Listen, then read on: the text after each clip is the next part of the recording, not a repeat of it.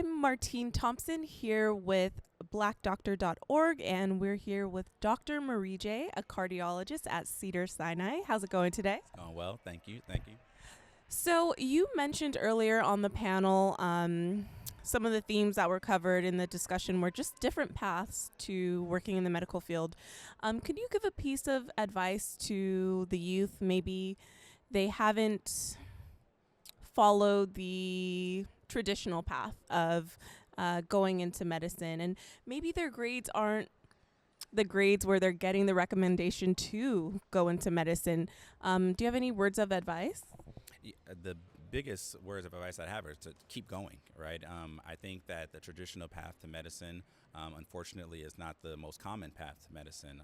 I was fortunate, and I say fortunate as if it was handed to me. I had to work very hard to get this and earn it, but I was fortunate to be able to be successful and go from undergrad to medical school into training without taking any gaps. But again, that's not the actual common path for a lot of people. And sometimes if it happens to you, you have to reevaluate and recalibrate and sometimes take a step back and take a gap year, go and do research, go and build your resume. The biggest thing that people need to realize when you are trying to get into medical school, and not just medical school, but any profession, is that you are a package when you're delivering yourself as that and you're filling out that application, right? So as long as you make your package as complete and as unique as possible, it's going to put you in the best position. And so one person's package can be great grades. Another person's package could be not so great grades, but very good people person, involved in a lot of research, did tons of community service, has a great story behind them, right? And so it's about building a resume that is multifaceted and makes you a well-rounded person. And that's how you're going to find yourself being successful if one piece isn't actually doing it for you alone. And that's a great reminder as well that even if there are bumps along the road, it doesn't disqualify a child from still pursuing their dreams or connecting with that field down the line. That's correct.